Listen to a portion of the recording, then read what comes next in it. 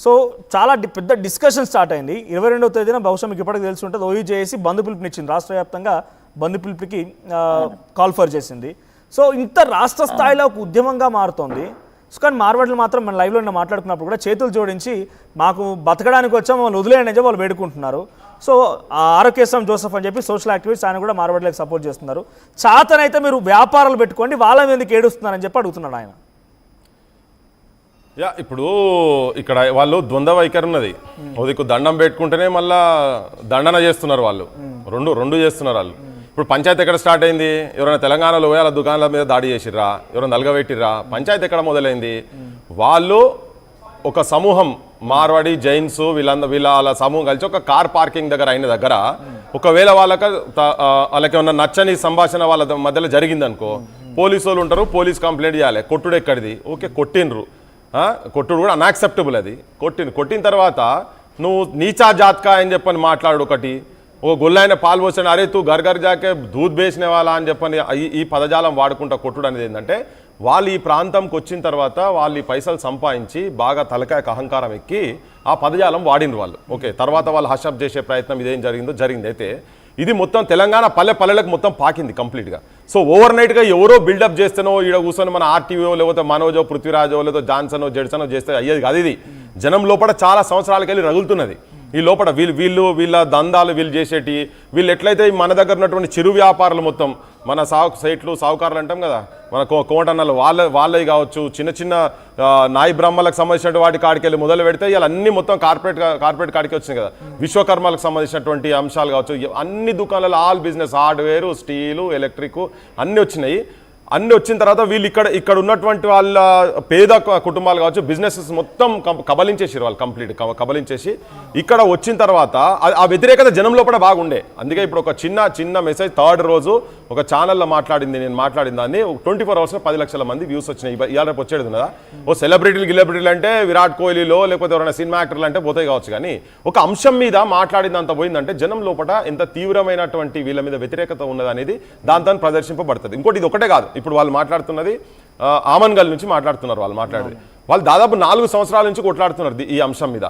So వీళ్ళకి ఏంటంటే ఇక్కడ నుంచి పైదాకా నెక్సెస్ ఉన్నది మ్యానుఫ్యాక్చరర్ డీలర్ అండ్ రీటైలర్ కాడికి వచ్చారు మన దగ్గర మ్యానుఫ్యాక్చరింగ్ లేదు ఫస్ట్ నుంచి ఉన్నదాన్ని కూడా ఇక్కడ డిఫరెంట్ మ్యానుఫ్యాక్చరింగ్ యూనిట్స్ అంటేనే మొత్తం అసలు తెలంగాణ హైదరాబాద్ అంటేనే సైకిల్ సైరన్ మూతలు సైకిల్ కూతలు లెక్క అంటే లైట్లు సైకిల్ లైట్లు పట్టుకొని పోయేటట్టుగా అట్లా సైరన్ మూతలతో మేల్కున్నటువంటి హైదరాబాద్లో అసలు ఇండస్ట్రీస్ మొత్తం సర్వనాశనం చేసింది చంద్రబాబు కావచ్చు ఆంధ్ర పాలకులు వచ్చి ఇక్కడ చేసినటువంటి కథకు ఉన్నది అది ఆల్రెడీ ఉన్నది సో ఇప్పుడు మ్యానుఫ్యాక్చరింగ్ మొత్తం బంద్ అయిన తర్వాత ఇప్పుడు మొత్తం పంజాబో రాజస్థానో ఢిల్లీ అక్కడ గుజరాత్ అక్కడ నుంచి వీళ్ళు మొత్తం మ్యానుఫ్యాక్చరింగ్ చేసి ఇక్కడికి పంపుతున్నారు మ్యానుఫ్యాక్చర్ ఫార్మా తప్ప వేరేది ఇక్కడ ఏం లేదు మేజర్గా నేను చెప్పేది మేజర్గా అక్కడ నుంచి వస్తున్నారు వీళ్ళ నెట్వర్క్ మొత్తం అక్కడ నుంచి ఉన్నది కాబట్టి వాళ్ళని ఇక్కడ ప్రమోట్ చేస్తా ఉన్నారు ఇక్కడ షాప్స్ కి వచ్చినా కూడా లోకల్ రిటైలర్ కాడికి వాళ్ళు మొత్తం వచ్చి రీటైలింగ్ బిజినెస్ మొత్తం కింద ఉన్నటువంటి బిజినెస్ మొత్తం కబలించింది సరే మల్టీనేషనల్ కంపెనీ వాల్మార్ట్ ఇటువంటి వచ్చి ఇక్కడ మిగతా వాటిని ఎట్లా మింగినాయో ఇప్పుడు వీళ్ళు కూడా వచ్చి సేమ్ అట్నే ఇలా గ్రామాలలో పోతే వెనకట్లక సావుకారులు కనబడతలేరు మీరు ఏ మండలి చిన్న మండలాల దగ్గర పోతే వీళ్ళే వచ్చి ఈ బిజినెస్ పీపులే వచ్చి వీళ్ళు వచ్చి ఇక్కడ ఉన్నటువంటి బిజినెస్ మొత్తం సర్వనాశనం చేసే కాడికి వచ్చింది అందుకే వాళ్ళ బిజినెస్ వాళ్ళు సేఫ్ గార్డ్ చేసుకుంటేందుకు వాళ్ళు 4 సంవత్సరాల కింద కూర్చొని వాళ్ళంతా కూర్చొని మాట్లాడితే అరే ఇక ముందు నుంచి మేము ఎప్పటి నుంచి వచ్చిన వాళ్ళు మీరు ఉండండి కానీ కొత్తగా మీరు మళ్ళీ మీ వాళ్ళని తీసుకురాకండి ఇప్పుడు వీళ్ళు ఏం చేస్తారంటే లోకల్లో కూడా పెద్ద బంగ్లాలు కట్టుకొని వీళ్ళు ఒక 3-4 అంతస్తుల బంగ్లాలు ఇక్కడ కొనుక్కొని ఇప్పుడు వాళ్ళు చెప్తున్నారు నిన్న రాత్రి వాళ్ళు వచ్చి మా దగ్గరకు వచ్చి కమిటీ వచ్చినాక వాళ్ళు మాట్లాడి చెప్తున్నారు మీరు జస్ట్ ఎంక్వైరీ చేయండి అన్న మీరు దాదాపు 200 కోట్లకు పైన ఉన్నారు మరి మేము 40 సంవత్సరాలకి వెళ్ళి 45 సంవత్సరాలకి వెళ్ళి 35 సంవత్సరాలకి వెళ్ళి మేము బిజినెస్ చేస్తున్నాం మేము అందరికీ మళ్ళీ మంచి మాల ఇచ్చినాం అన్ని చేసినాం మా మీద ఏం కంప్లైంట్ అటువంటి మా మీద కంప్లైంట్ లేవు కానీ ఇన్ని పైసలు మేము ఎందుకు సంపాదించలేకపోయినాము అనేది సో అక్కడనే వస్తున్నాయి ఇప్పుడు నేను మాట్లాడుతుంటే మీరు వచ్చినప్పుడు మాట్లాడుతుంటే తను అంటున్నారు కదా ఇది ఇప్పుడు వాళ్ళు ఎట్లా సబ్ స్టాండర్డ్ మెటీరియల్ అయితే ఇస్తున్నాడు ఒకసారి మోసపోయి వాడు ఇల్లు కట్టుకున్న తర్వాత వానికి రియలైజ్ అయ్యే వరకు మళ్ళీ ఇంకా 20 సంవత్సరాల తర్వాత 30 సంవత్సరాల తర్వాత కట్టుకుంటాడు ఇల్లు అది అంత ఇమీడియట్ గా ఎట్లా మోసపోతున్నారని మీరు అంటున్నారు కదా సో మోసపోతున్న తెలియకుండానే చాలా మంది మోసపోతారు కానీ జనం సపోర్ట్ కూడా ఇప్పుడు అంటే జనరల్ గా 40 ఏళ్ల నుంచి చేసిన వ్యాపారస్తులకి అన్ని కోట్లు లేవు కానీ ఈ కొత్తగా వచ్చిన 200 కోట్లు ఎట్లా పోతున్నారు మీ అనుమానం ఏంటి ఎట్లా సంపాదించగలుగుతున్నారు ఇప్పుడు వీళ్ళకి ఏంటంటే వీళ్ళకి ఆ మ్యానుఫ్యాక్చరింగ్ నుంచి వచ్చేటి కూడా పర్సెంటేజ్ తక్కువ తర్వాత ఏంటంటే సబ్ స్టాండర్డ్ ఇప్పుడు చాలా మంది అరెస్ట్ అయిన ఇప్పుడు నా దగ్గర కొన్ని ఫోటోలు ఉన్నాయి కొన్ని ఇప్పుడు ఈ ఇల్లీగల్ గా చేసుకుంటూ చేసే వాళ్ళందరూ కూడా ఇక్కడ ఈ సబ్స్టాండర్డ్ మెటీరియల్ సప్లై చేసుకుంటూ అరెస్ట్ అయిన మాక్సిమం కేసెస్లో మొత్తం వీలే ఉన్నాయి. ఇక్కడ వాళ్ళు ఎవరు లేరు. ఇప్పుడు నా దగ్గర కొన్ని ఫోటోగ్రాఫ్స్ ఉన్నాయి, మీరు ప్లే చేస్తా అంటే నేను చూపిస్తాను. నేను అవి నేను ఫార్వర్డ్ చేస్తా, నేను చూపిస్తా. సో ఇట్లా కేసులు అయితేనే అరెస్ట్లు అవుతున్నారు వీళ్ళంతా. అయితే ఇక్కడ కూడా ఇది పెద్ద నెక్సెస్. ఇది ఇప్పుడు మనకు బ్లాక్ మార్కెట్ అంతా అసలు హైదరాబాద్లో కూడా చోర్ బజార్లు అనే నేమ్ ఉన్నటువంటి మార్కెట్ కూడా ఉండే ఇక్కడ. ఇప్పటికి తగ్గింది అదంతా. కానీ సో ఇప్పుడు వీళ్ళంతా ఏమవుతుందంటే, ఇప్పుడు నువ్వు 100 రూపాయలకు మ్యానుఫ్యాక్చర్ అయ్యేదాన్ని, ఒరిజినల్గా అయ్యేదాన్ని వాళ్ళు 50 రూపాయలకు 40 రూపాయలకు తయారు చేయించుకొని 60-70 రూపాయలకు వాళ్ళు అమ్ముతున్నారు. అట్లా చాలా ఇన్సిడెంట్స్ జరుగుతూ ఉన్నాయి ఇక్కడ.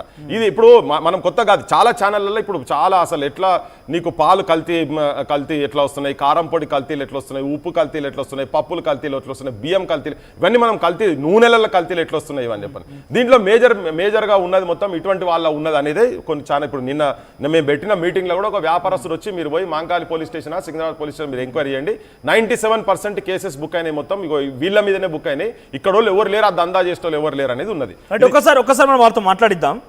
సో బల్వంత్ గారు నమస్తే అండి. నమస్తే సార్. బల్వంత్ గారు, పృథ్వీ గారు మాట్లాడినారా? అంటే ఎక్స్ప్లాయిటేషన్, 100 రూపాయలకు రావాల్సిన ప్రోడక్ట్ని 60 రూపాయలకే తయారు చేయించుకొని తక్కువ ధరకే అమ్ముతున్నారు, ఎక్స్ప్లాయిటేషన్కి పాల్పడుతున్న నాసి రకానికి.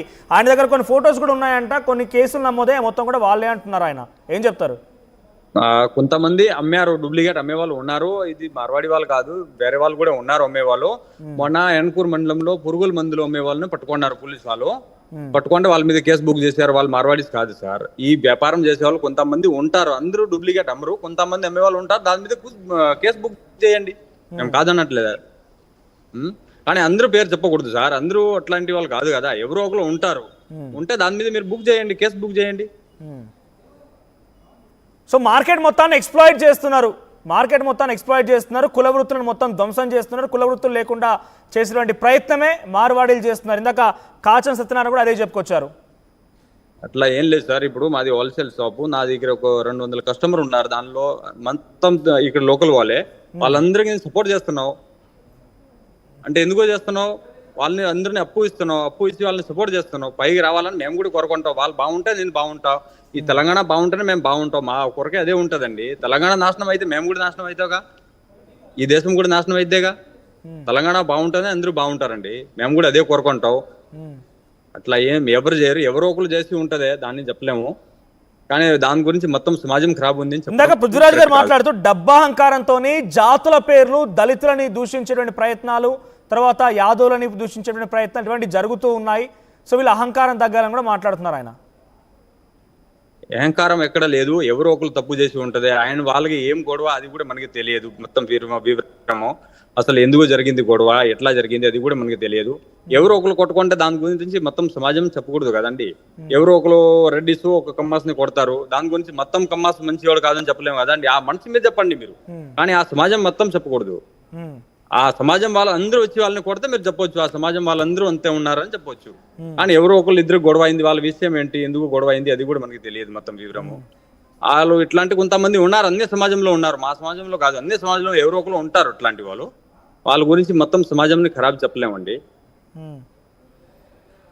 సో కంప్లీట్గా ఎక్స్ప్లాయిటేషన్ జరుగుతోంది వ్యాపారాల్లో. మ్యానుఫ్యాక్చరర్ నుంచి మొదలుకుంటే హోల్సేలర్, రీటైలర్, గ్రాస్ రూట్స్ వరకు మొత్తం విస్తరించి ఇక్కడి వ్యాపార సంస్థలను దెబ్బతీస్తున్నారు అని చెప్పి మాటలు చాలా ప్రధానంగా వినబడుతున్నాయి.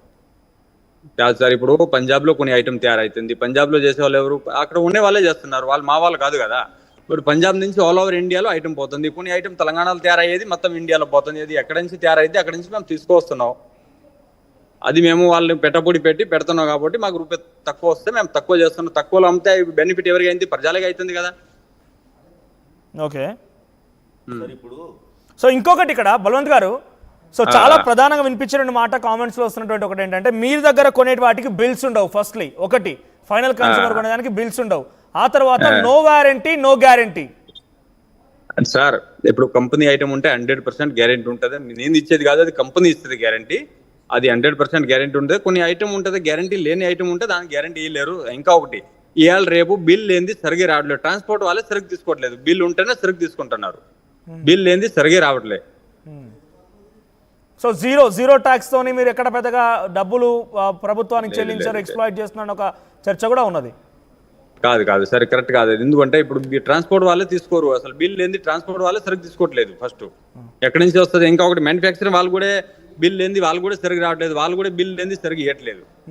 బిల్ కంపల్సరీ ఉంది గవర్నమెంట్ కి, మేము కూడా ట్యాక్స్ కడుతున్నాం, ఇట్లాంటి ఏం లేదు సార్.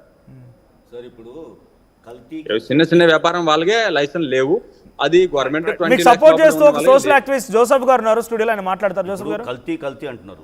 అంటే ఇప్పుడు మన తినే రేషన్ బియ్యం ఏదైనా కానీ మొత్తం మార్వాడి నుంచే తెచ్చి వండుకొని తింటున్నామా? కాదు కదా. ఇప్పుడు కల్తీ సారా ఉంది, ఎప్పుడైనా అడ్డుకున్నారా? ఆపిండ్రా దాన్ని?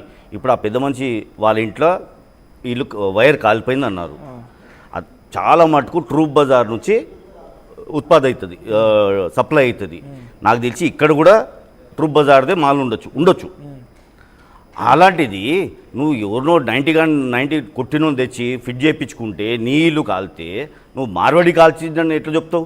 నాసిరకం సరుకులు గ్రౌండ్ లెవెల్ వరకు సార్ విస్తరించారు. ఎలక్ట్రిషియన్ చేతిలో కూడా ఉంటుంది సార్. ఎలక్ట్రిషియన్ ఎట్లా ఫిట్ చేసిండో, ఏమని ఫిట్ చేసిండో, కరెక్ట్ వైరింగ్ సరిగ్గా చేయకపోతే కూడా కాలిపోతుంది. ఎందుకు కొన్నావు మళ్ళీ? బ్రాండెడ్ కొనేడుతుండే నువ్వు 90 రూపీస్ మీటర్ ఎందుకు కొన్నావు? 200 రూపీస్ మీటర్ పెడితే నీకు మంచిగా ఇంకా 100 వచ్చే వైర్లు కూడా ఉంటుంది. నువ్వు నాసిరకం నువ్వు కొని నువ్వు మార్వాడిని ఎందుకంటావు? నువ్వు మార్వాడి దగ్గర కొన్నావా? మార్వాడి ఇందాక పృథ్వీ గారు ఒక మాట అన్నారు, గ్రాస్ రూట్స్ వరకు వెళ్ళింది, రిటైలర్ వరకు వాళ్ళే ఉన్నారు. కొనకండి సార్. వాళ్ళు కొనమని చెప్పి ఏమన్నా హ్యాష్ ట్యాగ్ పెట్టిండ్రా? మా దగ్గరనే కొనాలి. ఇప్పుడు ప్రతి ఒక్క సామాన్లు ఏదైతే ఉందో అన్ని మార్వాడి సామాన్లేనా? మార్వాడి ఉత్పాదన చేసిందేనా? కొనకండి. మీకు ఇష్టం లేనప్పుడు కొనకండి. అంతేగాని మార్వాడి అని చెప్పి ఒక సమాజాన్ని దూషించడం తప్పు. మార్వాడి అనే వాళ్ళని మనం అవమానించడం మన భారతదేశాన్ని అవమానించడమే. మన భారతీయులు ఇప్పుడు వాళ్ళు ఏదో గోడలు దుంకి ఫెన్సింగ్ దుంకి రాలేదు. వాళ్ళకు కూడా ఆధార్ కార్డు ఉంది. ఆధార్ కార్డు